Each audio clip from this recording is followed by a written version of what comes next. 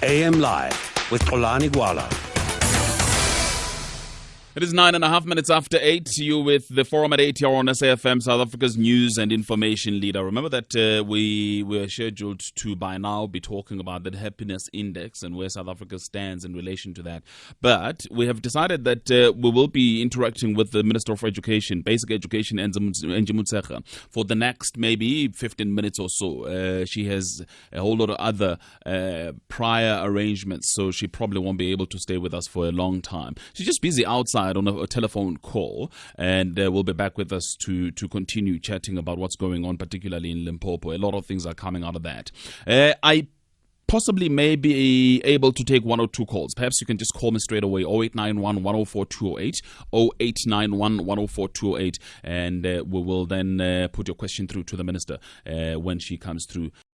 She's busy on a telephone call at the moment. A lot of SMSs have come through here. Perhaps I should give you an idea as well of what people are saying on SMS in relation to that ongoing crisis situation in Limpopo. Chris and Kimberly, for instance, saying, is the minister aware that all school publishing companies don't send literature samples to schools? There's Tando in Port Elizabeth who says, Mrs. Angie, note that your apology is accepted. Silla in Port Elizabeth who says, Mrs. Pando, I suppose it was supposed to be Mrs. Motshekga, has just admitted on air that she does not want to blame anyone. So I ask how and who will sort out this if she makes that kind of a statement on air. I'll put some of these questions to her when she comes through. She's busy on the line at the moment. A whole lot of emails as well have come through here. There's one from Archbishop Gwenene who says, if South Africa was a real democracy, the Minister of Basic Education and Minister of Health would have resigned a long time ago. The chaos that is happening in Limpopo shows clearly that Motshekga does not know how to execute her duties. There are still a lot of vacancies for teachers. In the Eastern Cape, doctors were not paid in time. Hospitals are collapsing, while ruling party gave the Republic of Congo 10 million rand and 16 billion rand to the IMF. That's an email that came through from Boyisile Gwenene. Right, we will be going to the lines if and when the minister comes through for us. It's 11 minutes after 8. Let's take a break. The Forum at 8 with Xolani Gwala. Zippo in Durban, good morning to you. Yeah, hi, Zippo. Thanks, Wood. Yeah, hi, go ahead. I just want to make a contribution here as Xolani. Yeah. My problem here is, why do you highlight problems that exist in Limpopo as if the whole of the country, everything is rosy? I'm telling you, I'm a teacher in Wamashu. CAPS books have not been delivered yet. It's July already. But my problem is, why does the minister and everybody else concentrate on the books that have not been delivered in Limpopo as if other provinces have obtained books? All right. Teachers in Wamashu have not obtained books, not only Wamashu, but in the whole province, because EduSolutions could not be able to submit books in time. Requisitions were made.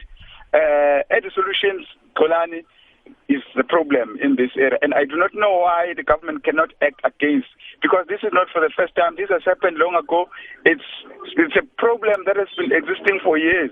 But I think the problem here is the management agency, which is EduSolutions, and the department does not have the will and the heart to act against EduSolutions for reasons known to them.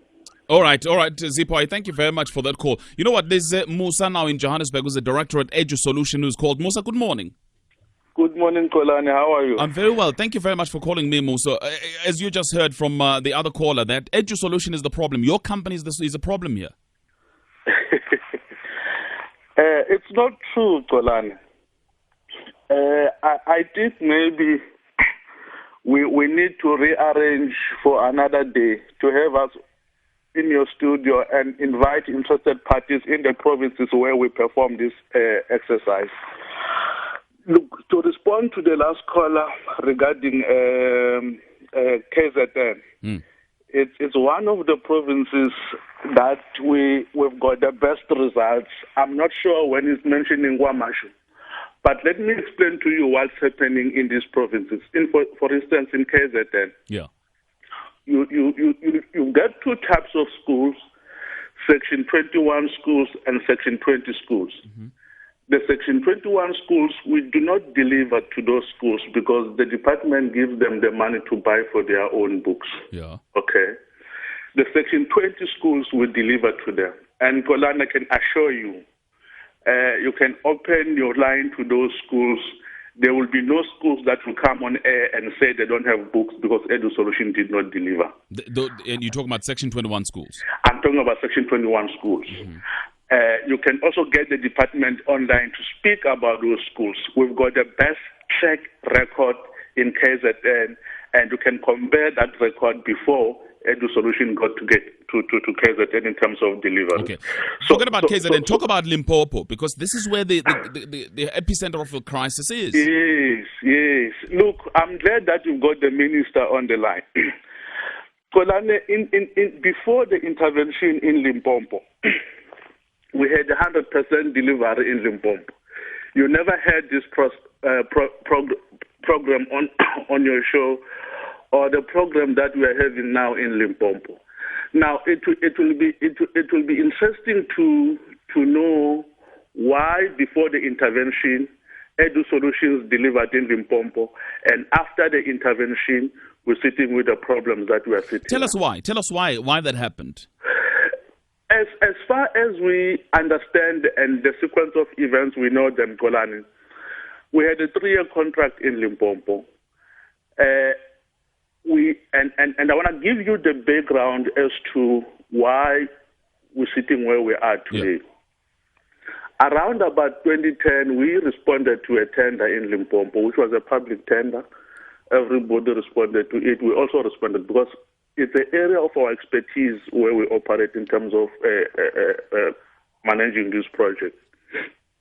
Now, we were awarded that tender, and we started the tender around about October 2010, and we delivered for the academic year 2011 in Limpopo without any program. Now, when the intervention came in Limpopo around December 2011, we had already received requisitions from schools. We have captured those requisitions, and we were told to wait not to place the orders because the intervention is taking over. We waited. When the intervention came in, the first administrator, I think it's Mr. Ron Swart, if I'm not mistaken, his surname, we briefed them to say, this is where we are, obviously via the department. He didn't last long. He disappeared after a couple of weeks, and Mr. Karodia came in. We worked with Mr. Karodia Kolane until April this year. Okay? Yeah. When the intervention team came to Limpopo under Mr. Karodia, they still ask us, where are you guys in terms of your processes? We told them where we were. We told them we have captured requisitions. We're ready to place orders to deliver to schools. They said to us, give us that information. That information was given to Mr. Karodia or to the intervention team via Alan Suban, okay, who was working with our team in Limpopo to pay down the orders because they said the department didn't have the money to place the order that the requisitions we received from school were amounting to. They gave us 3 options, Tolan, to try to reduce the budget. Option 1, do A, B, C, D to arrive at a number. We did that. Option 2, do A, B, C, D to arrive at a number. We did that. Option 3, do A, B, C, D to arrive at a number. We did those 3 options for Mr. Karodia and Alan Suban. We have given them that information. Somewhere, Kolane, you will remember this year, the national minister and other ministers who are involved in the intervention team, they gave a press conference. And the national minister of education, in that interview, she did mention that they have paid down the order of textbook in Limpopo to around about 200 million. We did that work for them. So all along, the intervention team gave us an impression that they were working with us in bringing down the order to an acceptable level where the department can then place an order with publishers. There was no problem. We were hearing rumblings around corruptions in Limpopo, Nobody to this day, Tolan, has come to us and say, you guys are being invested for corruption. We're reading it in the newspapers. We're hearing it somewhere else. However, we carried on doing our work because we understood that if we don't do that work, Kolani, the kids will take long for them to get books. As the minister was explaining on Morning Live, this is a year process to deliver books to schools. Nevertheless, we carried on doing that. Now, we were ready to place orders with publishers, and we were telling publishers to wait. We're waiting for a go-ahead from the department. That go-ahead never came. And this was when then? This was after the intervention, right? This was after the intervention. Around what? January, February this year? It started from the 3rd of January, Kolani, this year. I've got a streams of communication between Edu Solution, the Department of Limpopo, and the intervention team. I am telling you, Alan Suban is one of the intervention team from the National Department. There is communication from that effect where we as Edu Solution are giving him information to that regard. Okay? Now, we waited to get a go-ahead to place orders with publishers. Then around the 26th of April, which was a day before the 27th public holiday, all right? We got a letter from the administrator, Mr. Karoda, nullifying our contract. 26th of April. Pardon? 26th of April this year. The 26th of April this year. It was already late anyway. It was how many months into the year? It was 4 months into the year, Kolan. 4 months into the year. All right. Essentially what you are saying this morning is that the reason why there's been this delay is because, one, of money, but two, the indecisiveness of the intervention team. Well, I just want to dismiss these allegations flying around, portraying our organization as a corrupt and uncaring organization, which is not true, Kolan. I'm giving you the facts as they happen. It's for the public out there to decide who was supposed to take a decision at what point. All right, but I hear what you're saying. But here's the thing: Karodia is quoted in a newspaper as saying, in any event, what he was questioning was the morality of buying books from Edu Solutions as opposed to buying them directly. There's nothing wrong about that, Kolan. We can. But if you bought them directly, you would have saved. I think they mentioned something like 90 million rand if you had bought them directly. It's not true. Kolane, the only department probably in the country, as far as I know, that buys directly to the publishers is the Department of the Western Cape. I stand for corruption. I mean for corrections. In the Free State, in the Northern Cape, in Mpumalanga, in Limpopo, in the Eastern Cape, all over in Northwest, where Karodia was the HOD, they are using the booksellers to buy books from publishers. But here's the issue. The issue with Limpopo was that it coincided with the intervention that was obviously seeking to cut down on the expenses, right? And you are talking about them coming back to you and saying, well, re-quote us on these issues, cut down on the amount of money. So he is right to say that they could have saved 96 million rand had they gone direct as opposed to going through Edu Solution. No. Let me explain to you the reason of cutting down the order. Yeah. How the process works, Tolane, is that I won't give you the exact timing. Say, for instance, where we're sitting now, the publishers will submit their material to the department for screening and so forth and so forth. Once that process has been finalized, the publishers and the department agree on a price, Tolane. For instance, to say, for a classroom mathematics, we'll sell the book for you 800 rand. Mm-hmm. There is no Edu Solution in determining that price. Okay.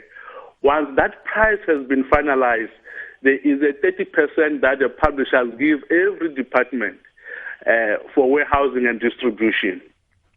Okay. Yeah. Now, when the catalog goes to schools choose based on that approved catalog, not by Edu Solution, but between the publishers and the department. The price is there, Kolani, for the book. We don't add a cent, we don't do nothing on that catalog price.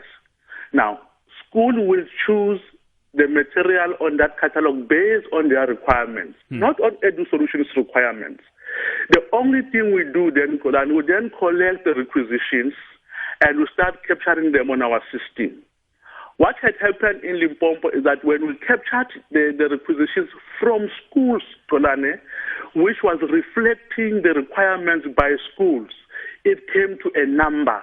And that number, the department says they don't have the money to meet the requirement of a school. Okay. It has nothing to saving the department money. It simply means that school is not going to get what they require, but they'll have to meet or they'll have to be in line in terms of what the budget for the department is. Musa, just hold the line then, because the minister is back here with me in the studio. Thank you. Hold the line. Don't put the phone down. Minister Musa, the director at Edu Solution here in Johannesburg, he's painting a picture of a conflict between Edu Solution and the intervention team that has led to the crisis that we are dealing with. That's, for me, that's the summation of the whole thing. Is that your information? Is that how you know things as well? No. I think what Musa was saying, the part I had, is quite right. That it takes a process to compile an order. And by the time we intervened, as he correctly says, when books were supposed to have been ordered, the province didn't have money. And then in February, National Treasury got us money. Then we had to use a vehicle. And that's where I come in with Edu Solution. So I said to them, because there is a vehicle which already has a contract with the province, which is ready to jump into action, can we use it without prejudice? And that's when the intervention team, Mr. Karolia and the gentleman from Treasury said, no, Edu Solution with many other companies in Limpopo are being investigated. We can't use them. Right. If that's what he's talking about, the conflict, maybe that's something else. No, but he's dating it back to say that ever since, in fact, before the intervention, everything was smooth. Then came the intervention, everything fell apart, effectively. That's to sum up everything that happened. He pins it down to the intervention and how it approached the relationship between Edu Solution and the Department of Education in Limpopo. No, what I'm aware of around Edu Solution, the department, it was when in February, when books were not being ordered, I went to the province, checked with the head of intervention to say, why, now that we have found money from Treasury, why are books not being ordered? And that's when the intervention team, the head of intervention team, and the fellow from Treasury said, no, Edu Solution is amongst many other companies that are being investigated in the province. So we have to go and check with the NPA if we can use them. So that's the information I have. So when they came back, so when they came back to me was that Treasury feels that we can't use the company. That was Treasury's feeling. Yes, and then on the 26th they terminate the contract with Edu Solution. But I just want to know, what was your influence? What was your responsibility in all of this? I mean, as the national minister, surely it's to find money, yeah, and to give instructions and follow up if those instructions are implemented. What instructions did you give? Yeah? I gave instructions that use a vehicle which is in place without prejudice, so that because they are ready, they have captured books, they have all the information, they know where books are supposed to be, they have warehousing, which means they are ready to get into action. And then that instruction was not followed? It couldn't be followed because then the advice from Treasury was that this company is amongst many other companies that is being investigated. Let's go and check with the NPA. Instead, Treasury and the intervention head, I think through a legal process, which was a government process, nullified the Edu Solution contract because we couldn't secure another company whilst this company was still legally in place. All right, it's 8:30 now. I need to take the news headlines. Musa, you want to say something? Tolan, I need to say something. Yeah. You see, Kolani, if you read the article of yesterday, Mr. Karodia points to the fact that in December, the Edu Solution contract was supposed to be cancelled. Mm-hmm. Did you pick that part of the article? Yes, he says the contract with Edu Solution, the company that was contracted, was supposed to be terminated as soon as the intervention team arrived in Limpopo in December. Yes. Now, so let me and you conclude on that matter. Here is the intervention team is arriving in Limpopo. Edu Solutions contract is being mentioned that it must be cancelled as soon as they arrived in Limpopo. Why is that? Why was the intervention team supposed to cancel our contract as soon as they arrived in Limpopo? Could it not be because of what I said to you, that had they ordered books directly, they would have saved 96 million like they did in other provinces? No, but remember the intervention team had no knowledge of the situation in Limpopo. They had been sent there on the 22nd of December, if I'm not mistaken about my date. That's when the intervention team was announced to take over Limpopo. Then they were supposed to be briefed in terms of what is happening in Limpopo, including the Department of Education there. But their mandate is that when you get there, cancel the Edu Solution contract. Why? All right. What was it their mandate, Minister? No. So where does Musa get this from? That No. Where does Karoja get Is that? Karoja was saying that? I was also surprised to say the contract was supposed to have been cancelled in December. I don't know what had informed him on that. What I know is that when I met them in February, after I'd secured money, was to say use an existing vehicle so that we can jump into action. And that's why they said Edu Solutions are amongst the companies which are being investigated by Treasury. So it might be difficult to use them. And that's where, that was February. So even by December, Treasury knew that they were investigating Edu Solutions. Is it possible that even by December, that is why then Karodia says, well, the instruction he had received was that they were investigating them anyway? From who? Who would have told Treasury. him? Treasury. Told him, didn't tell me. All right, what I'll do is let me take news headlines. We'll come back. Minister, please take some calls. 0891 104 208, 0891 104 208. But it's now 25 minutes before 9. In a minute or two, we'll ask the Minister to wrap up. She has a meeting to chair at 9 o'clock, so she has to drive to Midrand. She will wrap up for us in a minute or two. The Forum at 8 with Xolani Gwala. Right, we're wrapping up with the Basic Education Minister, Angie. She needs to go somewhere. Just in wrapping up, two questions really for you. There's one from Stera, I beg your pardon, on SMS, who says, and there, by the way, a lot of SMSs have come through, but here's one from Stera. Mrs. Angie Motshekga has a monitoring role. If she did it, things would have been much, much better. Did your department play the monitoring role that it has to play? That's why by the time we went to court, we already ceased with the matter. Monitoring, and she's quite right. We monitored as early as February. As I told you, Xolani, by February, I personally went to Limpopo, not even to monitor by phone, to really check what was happening.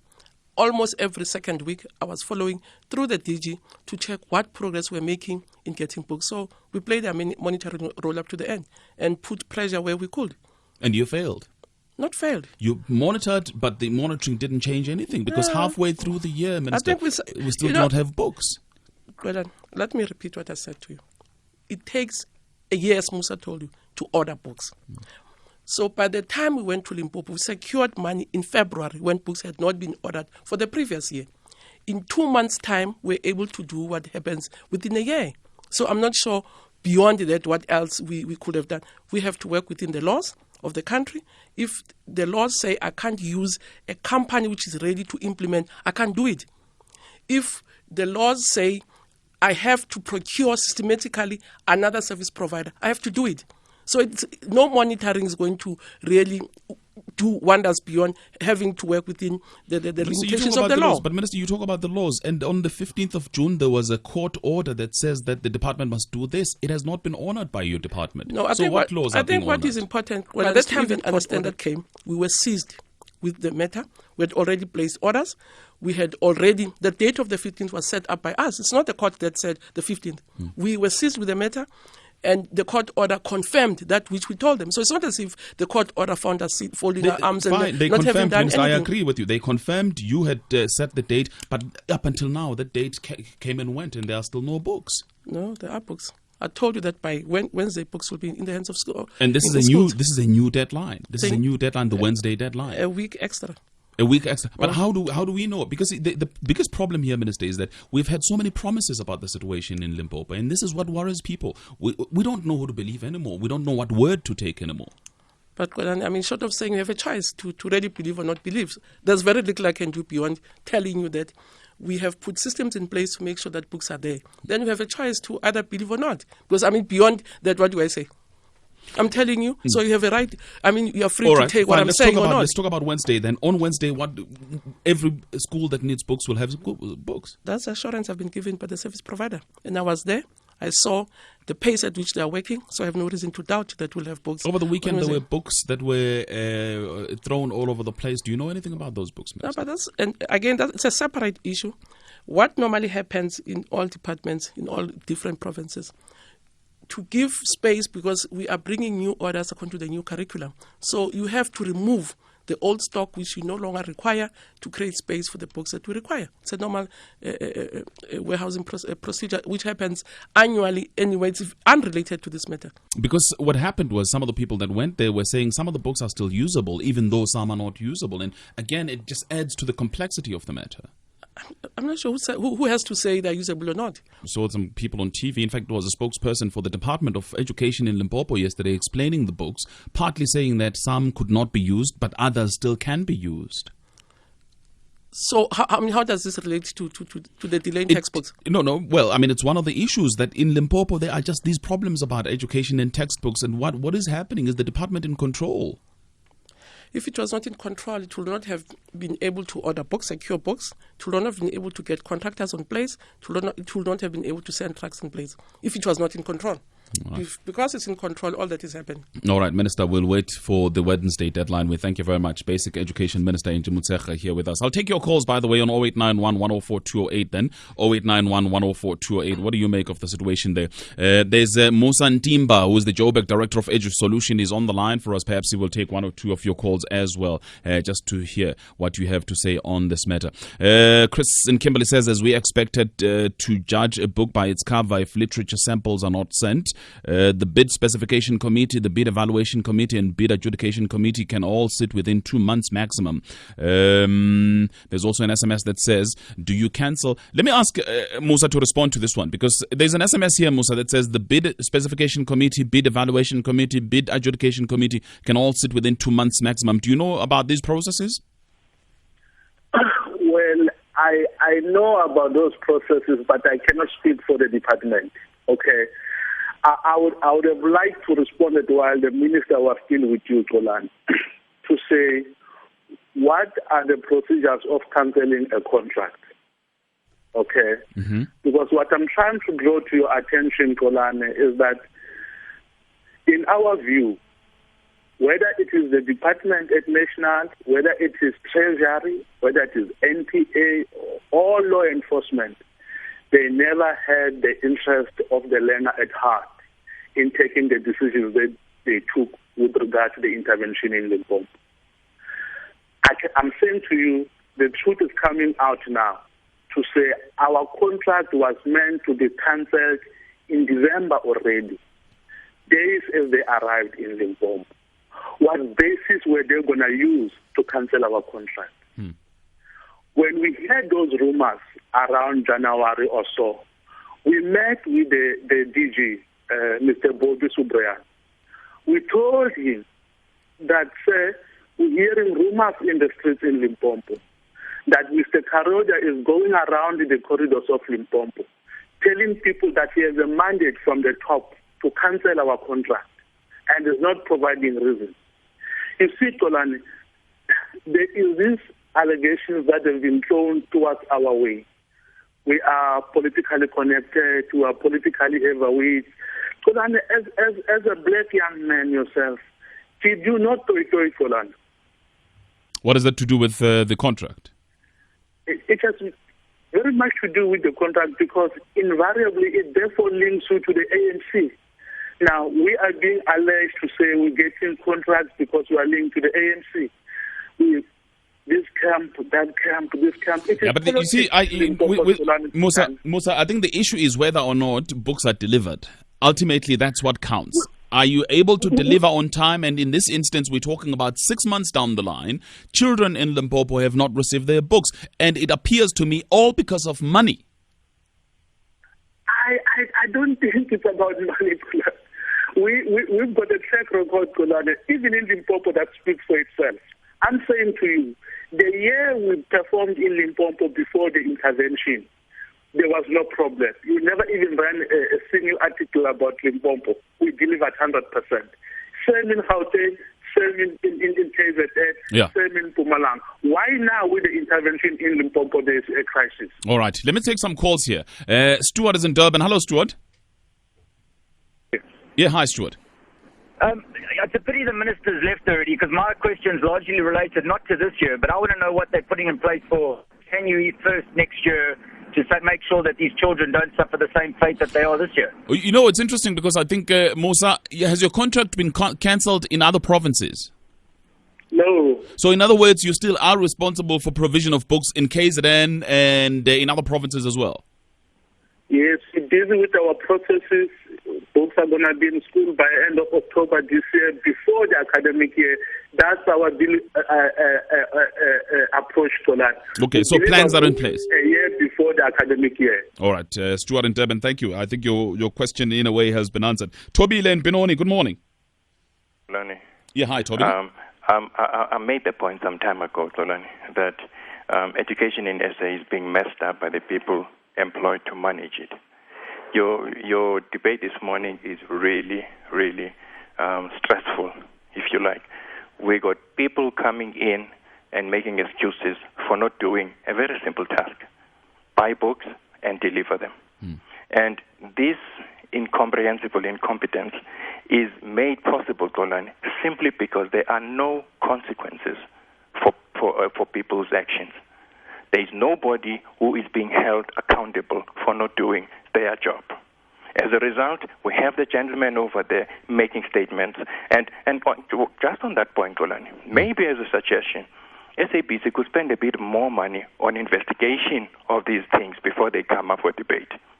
Time and time again, we listen to people making statements, fuzzy statements, not specific, fuzzy statements, without any bit of proof. And we're supposed to sit here and accept, for instance, the director of those people, that all what he's saying is facts.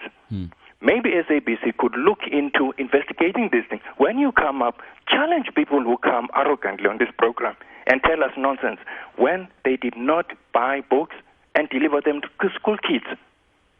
All right, that's Toby Len Benoni. Aloysius in Japan, hello. Good morning, Kolane. Good morning to your guests. Good morning to the minister and to the listeners. Actually, my input is an indirect one. I am actually working in Japan. I've worked with 2 municipalities, both on administration of education and also in the classroom. I want to come back home to put my consideration to South Africa, to give my utmost best and contribute to the growth of education in South Africa. Secondly, I appreciate the debate going on this morning because this shows that our democracy is on the rise, because it seems that South Africa is the only country where administrators are publicly answerable.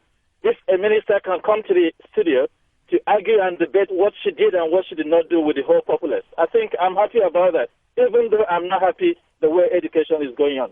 Okay. Thank you. All right, Aloysius in Japan, thank you very much. Let me look at the emails and then take more calls. There is Kwezi Jonas, who says, why can't we go direct to the publishers instead of these tenders? These publishers can deliver for free due to the large volume. It's common practice. The more you order, they will deliver. All right, yeah, actually, that's the message from Kwezi Jonas. And there is another one. I'll look at the SMSs in a minute. But let me take Tonti. Is it Tonti in Richards Bay? Good morning. Tonti? Yes, good morning to you. Hi, welcome. Kolani, I must compliment you for bringing the minister there. But actually, I don't think she is very educated in procurement, and I think she should be educated on procurement policies and everything, because with her not knowing all this, the kids at the bottom level are starving for books, looking to go and borrow books, going to libraries, costing people money, costing their parents money, trying to buy things. Meanwhile, the government is throwing all these books that can be reusable and supply the rural areas with these. These ministers only look for the chairs where they can be hailed upon. All right, Tonti in Richards Bay. Level, they are damn out. All right. I can't use another word. Tonti in Richards Bay.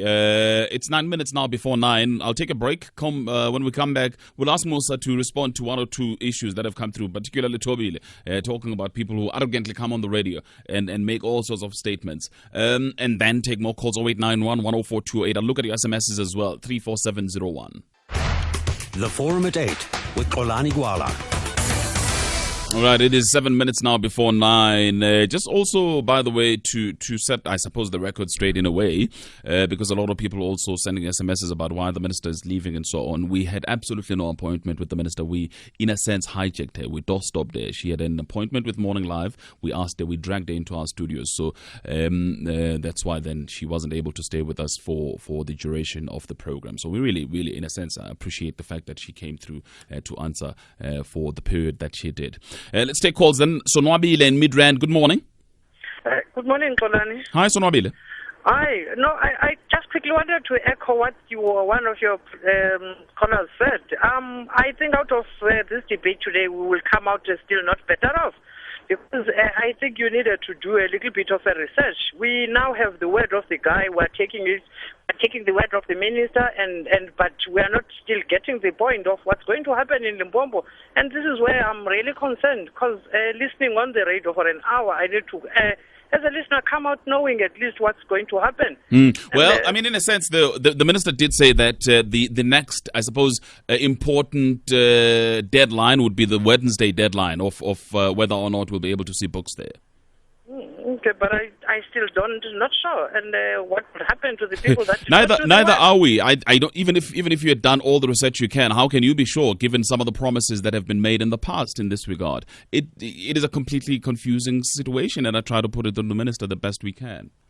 Okay, but yeah, no, I'm saying with a little bit looking at the story so that you can challenge people that come on the radio to tell us as listeners things.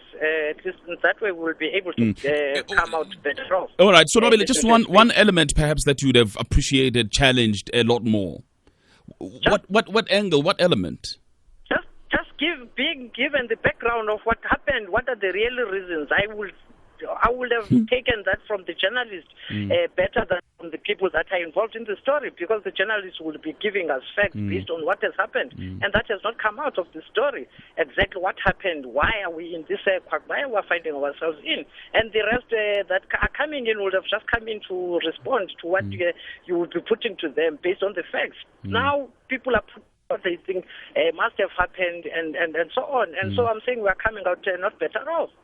So Nobile in Midrand, I'm sorry I can't help you there. David in Pretoria, good morning. Morning. Hi. Yeah. Someone, good morning. Good morning. Can you maybe try in some other times to get the minister? She must come and explain why 8 provinces are not buying direct, while 1 province is buying direct. True.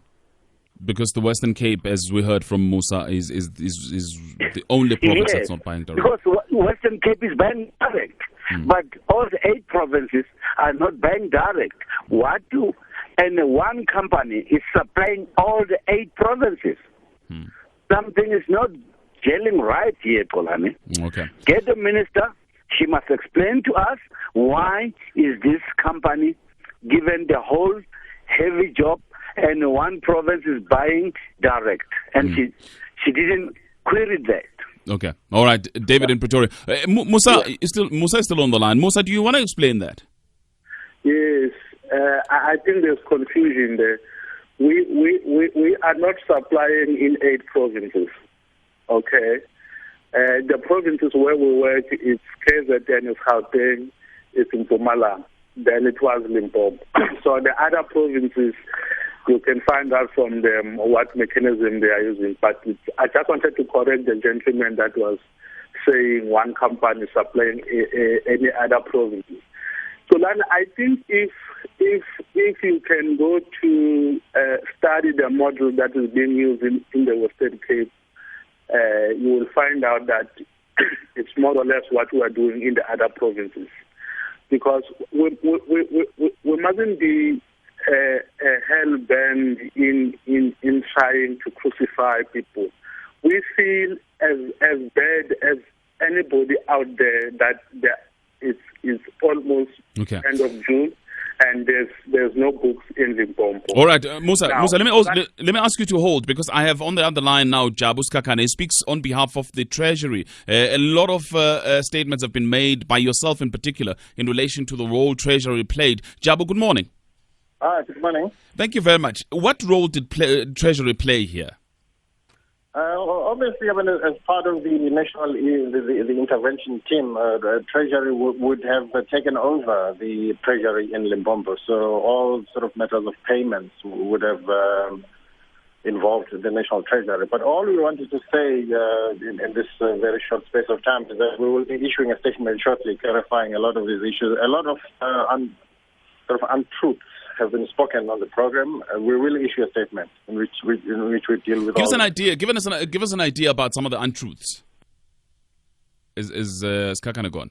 All right. They will be responding to some of the stories that, of course, came through throughout the program. I really have got to wrap it up. It certainly was not one of the programs that we had planned for the day. We had planned to do the Happy Index, and things turned very quickly because this becomes a very important issue to be dealt with. All right. What we shall do is, as people have asked, we'll bring it back in one way or the other. I'm not sure whether it's going to be this week or next, but we'll certainly be bringing back all the stakeholders in this particular issue so that they can explain their role, who played what. But I think in a way we're starting to get to some truth somewhere. I think there is a movement towards getting all the necessary information around what actually transpired in as far as this issue is concerned. I thank you very much for listening to the show. Then I thank the team as well: Collins Lemawane, Mishushan Dlale, Wisana Makubele, Mark Prela, Lungile Mabaso, Chili Dichibase, Jake Mukoma, Butsi Lukoto, Obruse Chie Busichane. We'll be back for you tomorrow 6 to 9 here on SAFM. We're going to go straight to the news then. Afterwards, morning talk with Sim Kabateli. Remember, she's in Mozambique today. Cheers. In Mozambique today. Cheers. In Mozambique today. Cheers. In Mozambique today. Cheers. In Mozambique today. Cheers.